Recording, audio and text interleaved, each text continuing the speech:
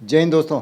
अपने YouTube channel और इस वीडियो के माध्यम से मैं आपके बीच अपडेट आ रहा हूं और आशा करता हूं कि आप अपने यथास्थान पर सकुशल होंगे। और मैं अपने वीडियो के माध्यम से आपके लिए बड़ी बड़ी अपडेटें लेकर आता हूं। और इसी क्रम में जो मेरी बड़ी अपडेट है उसमें जो तलाकशुदा बेटियों के लिए पारिवारिक पेंशन सरकार ने लोकसभा में पात्रता स्पष्ट की, जिसमें 20 अगस्त 2025 को अंतरराष्ट्रीय प्रश्न संख्या 4550 के लिखित उत्तर में राज्य मंत्री कार्मिक लोक शिकायत एवं pension PMO doctor Jitendra Singh ji ने उन मानदंडों के बारे में बताया जिसमें तलाकशुदा बेटियों के लिए पारिवारिक पेंशन सरकार ने लोकसभा में पात्रता स्पष्ट की। इसकी जो तलाकशुदा बेटियां हैं 25 साल से ऊपर की, उनको पेंशन लागू है। उनके माँ बाप जब नहीं होंगे तो जो केंद्र सरकार के या राज्य सरकार के कर्मचारी हैं उनको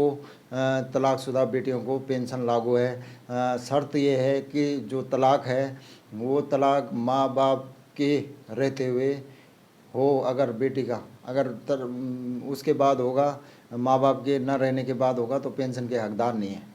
तो इसी के संबंध में मेरी बड़ी अपडेट है जिसमें सरकार ने लोकसभा में स्पष्ट किया है कि अविवाहित विधवा या तलाकशुदा बेटियां 25 वर्ष से अधिक आयु के पारिवारिक पेंशन प्राप्त कर सकती है। जो केंद्रीय सिविल सेवा पेंशन नियम 2021 और 26/10/2022 के अनुवर्ती कार्यालय ज्ञापन के तहत विशिष्ट शर्तों के अधीन है। 20 अगस्त 2025 को अंतरराष्ट्रीय प्रश्न संख्या 4550 के लिखित उत्तर में राज्य मंत्री कार्मिक लोक शिकायत एवं pension PMO doctor Jitendra Singh ने उन मानदंडों की रूपरेखा प्रस्तुत की जो यहाँ सुनिश्चित करते हैं कि पात्र पुत्री अपनी बारी आने पर पारिवारिक पेंशन मिले। यही प्रावधान अलग अलग नियमों के तहत रेलवे और रक्षा कर्मचारियों और पेंशनभोगियों पर भी लागू होते हैं, जिसमें राज्य मंत्री जो है पीएमओ में डॉक्टर जितेंद्र सिंह जी, उन्होंने इसके ऊपर रूपरेखा स्पष्ट की जिसमें पारिवारिक पेंशन कौन प्राप्त कर सकता है और कब। अविवाहित विधवा या तलाकशुदा पुत्री 25 वर्ष से अधिक आयु की को पारिवारिक पेंशन आजीवन या तब तक दी जाएगी या जारी रहेगी जब तक वहाँ विवाह पुनर्विवाह करता है या करती है। अगर उसका पुनर्विवाह नहीं होता तब तक वो पेंशन के हकदार है। वहाँ अपनी आजीविका कमाना शुरू कर देती है जो भी पहले है। निर्भरता और पात्रता का क्रम, यहाँ लाभ तब तक प्राप्त होता है जब तक मृतक सरकारी कर्मचारी पेंशनभोगी के जीवित रहने पर उसका कोई जीवन साथी या पुत्र पुत्री नहीं है, तो अन्यथा पात्र हो या ऐसे रिश्तेदार की मृत्यु हो जाती है या वे पात्रता की शर्तें पूरी नहीं कर पाते हैं और कोई भी विकलांग बच्चा पारिवारिक पेंशन के लिए पात्र नहीं है। इसके अतिरिक्त अविवाहित विधवा तलाकशुदा बेटी अपने माता पिता के जीवित रहते उन पर आश्रित रही होगी।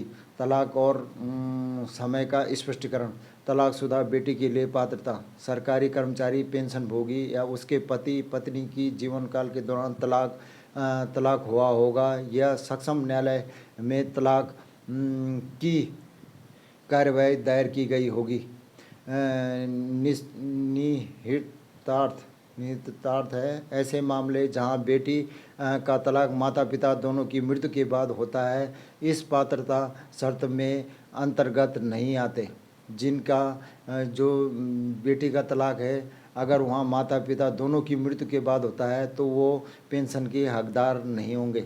क्या यहाँ बात सेवानिवृत्त लोगों पर भी लागू होती है? हाँ, उत्तर में सीसीएस पेंशन नियम 2021 और 26/10/2022 के कार्यालय ज्ञापन का संदर्भ दिया गया है जो इन नियमों के अंतर्गत आने वाले कर्मचारियों और पेंशनभोगियों को नियंत्रित करते हैं।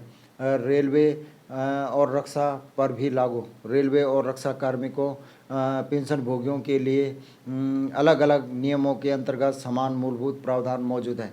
तो इसमें जो तलाकशुदा बेटियां हैं वो 25 वर्ष से अधिक की जिसकी बेटी है अगर वो तलाकशुदा है तो वो पेंशन के हकदार है। और शर्त ये भी है कि जो तलाक हुआ होगा वो माता पिता के रहते हुआ होगा तभी वो पेंशन के हकदार है। अगर माता पिता की अगर मृत्यु हो गई होगी उसके बाद तलाक हुआ होगा तो वो पेंशन के हकदार नहीं है। इसमें जो लोकसभा में जो एक प्रश्न के जवाब में 20 अगस्त 2025 को अंतर्गत प्रश्न संख्या 4550 के अंतर्गत लिखित उत्तर में राज्य मंत्री जो है कार्मिक लोक शिकायत एवं pension PMO doctor Jitendra Singh ने इसके बारे में बताया। बाकी जो इसका पत्र है लोकसभा का, जो इसका लेटर है, उसको भी मैं अपने वीडियो के माध्यम से दिखाऊंगा। आपसे आग्रह है कि मेरे यूट्यूब चैनल को लाइक सब्सक्राइब अवश्य करें। धन्यवाद दोस्तों, जय हिंद।